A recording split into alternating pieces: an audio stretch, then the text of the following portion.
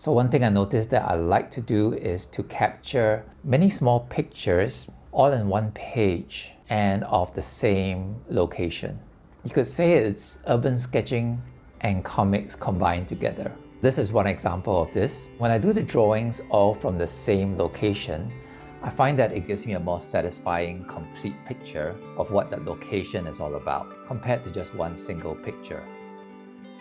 In these kind of drawings, I try to use a variety of shots, some far and some nearer, and they work together to describe different kinds of details in the location.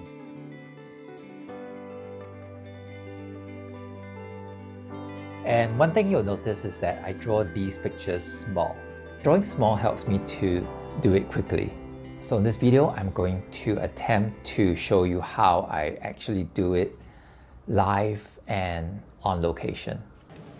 So I'm heading out for breakfast with my wife and kid, and maybe I'll get some drawing done at that place. We'll see. They are already here. I woke up later and this is where we're eating. Now, what do I draw? I'm deciding to draw what my wife has already ordered. There are quite a lot of people sitting nearby, and I don't feel quite so daring being seen drawing them first thing in the morning. To be less conspicuous, I'm drawing below the table, on my lap, and on my bag. I brought Winsor & Newton Indian ink out with me in this portable bottle and just applying it to my dip pen nib here. I find that applying it this way makes it a bit less clunky. Carrying a bottle of ink around, I might spill it. I like this organic hand-drawn look, so definitely no rulers for me. What kind of dip pen nib is this? I'm not very sure. I have so many of these nibs, but this one is so dirty and a bit rusted that I can't make out the name. Maybe you can recognize it, but it's one of those that has flexibility to it, and that gives me a nice bounce. This nib also gives me a nice scratchiness as I'm drawing on the paper, because unlike fountain pen nibs, dip nibs do not have a tipping at the end. Although it's scratchy, I do like the feel of it. I also like the look of the lines, the slight line variation that I get. And if you're wondering about the handle of the pen, I made it myself from Delrin using my metal lathe, which I have in my studio. I felt that if I started making my own pens, I wouldn't buy so many of them. I think it kind of worked, because I did slow down on buying new pens. After a while, I realized that it's more important to use what I have than to keep buying new things. It doesn't quite make me happier. Oh yes, as for the drawing, I'm doing the contour drawing method. I've combined the big outer shapes first of the cup and the plate of curry chicken that my wife has ordered. And now I'm doing the smaller details within the bigger shapes. If you're interested in this way of drawing, I cover this in more detail in my Skillshare course, and I'll put the link in the description. Now let's speed it up a bit. I'm drawing my wife's teh alia, which is tea with ginger in it. And this is a glass of lime juice for my son. And curry chicken my wife is eating. Now let's get this colored. I'm just using a small empty container with some empty pans that I bought online, and I filled them with Van Gogh watercolor from the tube. And I'm using a Pentel water brush.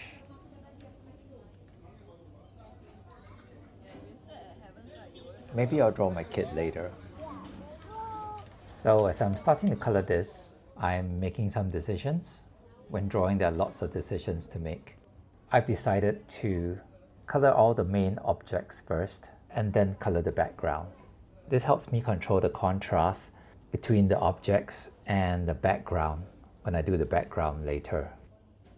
I'm adding the midtones of the cup right now, and I'm basically trying to avoid the bright highlights of the cup, and doing the same for this silver colored plate as well. Because once I color over something, I can't make it white again with watercolor.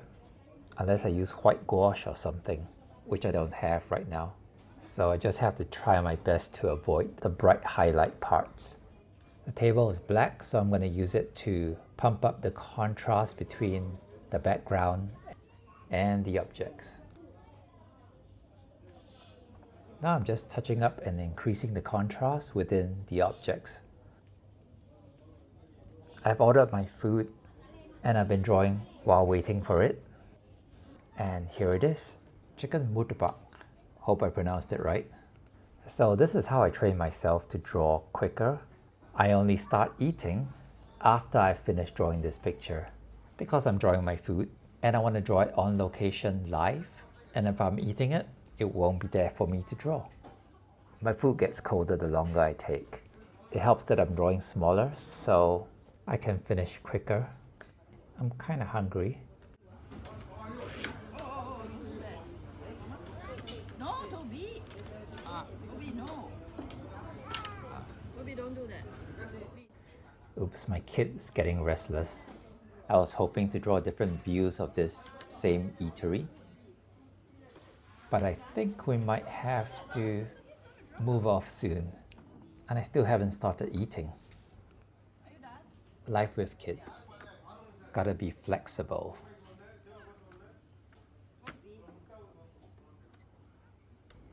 Okay, let's color this quickly.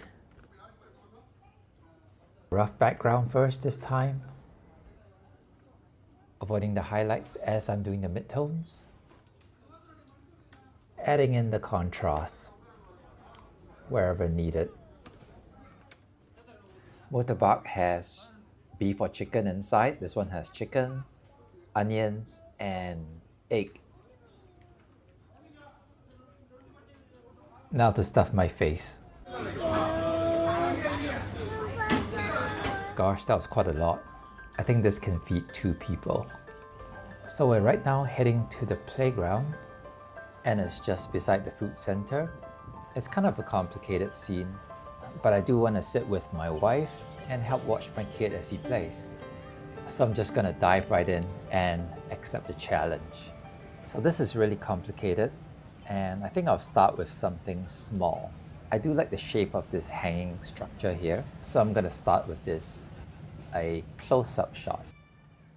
Again, doing the outer shapes first and then the inner shapes. Yep, sketching is a lot slower than taking a picture. I bought a camera recently and it's really fun. Taking pictures are a lot quicker. I can just take a snapshot and then I can move on to do other things. But when I'm drawing, I notice that it's a lot slower, but it's not a bad thing. I find that the slow process of drawing actually immerses me more into the scene. And I'm actually noticing and understanding how each detail connects to another detail. Maybe with photographs, I don't spend as much time with the details, so I don't notice them so much. I might notice the details later as I'm editing the photos, but while I'm in the location, I tend to just snap and go. So drawing makes me slow down, notice things, and actually connects me more to the place. Anyways, that's what I experience. Is that the same for you? The scene keeps changing all the time, part and parcel of drawing on location. Different people keep using this structure. The kid that was on it has left, and now some teenagers are hanging around it, but they're not the main focus. The structure is the main focus. So I've just drawn them as a very vague silhouette. The structure is red and yellow, so I'm gonna start with the warm colors first, and then the cooler colors around it. I'm just making up these strategies as I go along, whatever helps to organize the drawing process better. I'm not sure if there's one correct process. You'll probably have your own or develop it as you draw more. I didn't add lines to the background details. This simulates a lens blur effect. Starting with the cooler colors now.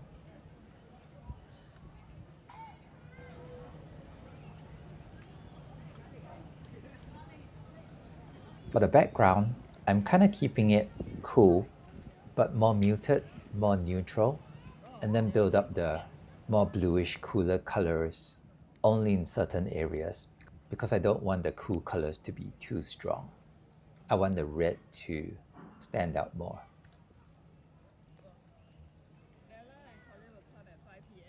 And raising the contrast in some places like the shadows. Without contrast, the image would be kind of flat. To complete the story, I do have to draw this playground. I don't want to take all day, so I'm going to do my quick minimal method where I do lots of skipping.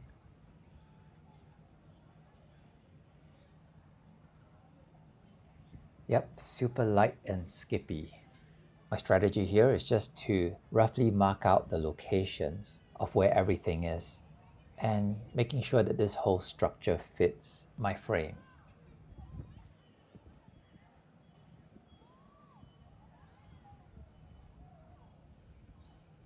I'm just using minimal pressure here, so my lines are really light.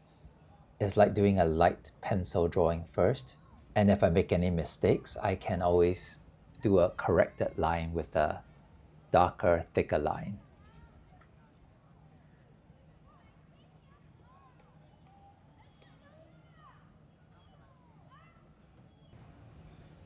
Oh gosh, this is really complicated.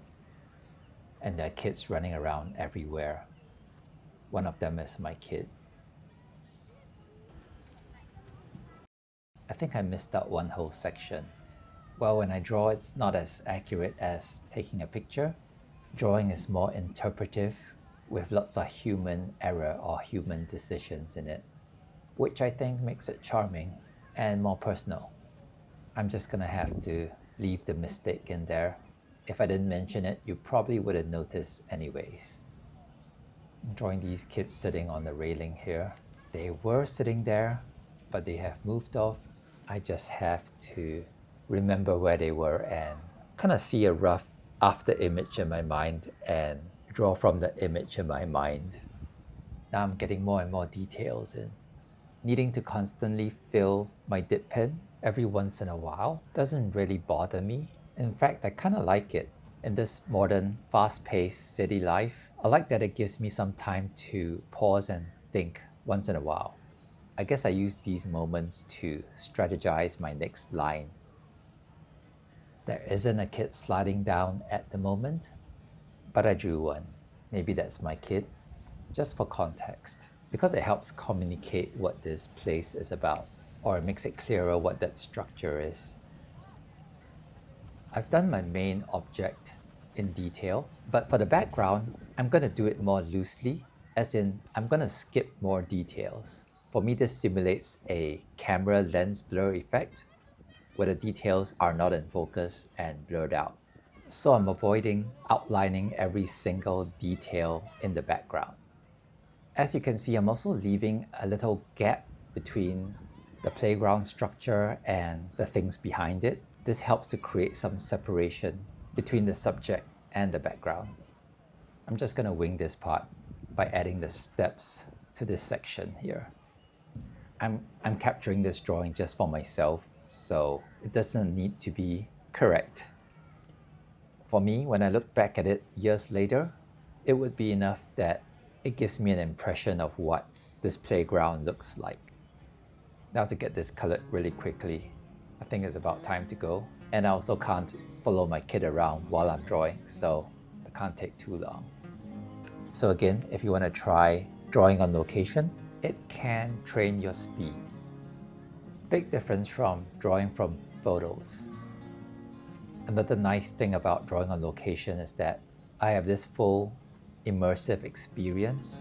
I have the smells, I feel the breeze, or sometimes the lack of it, the heat, the humidity.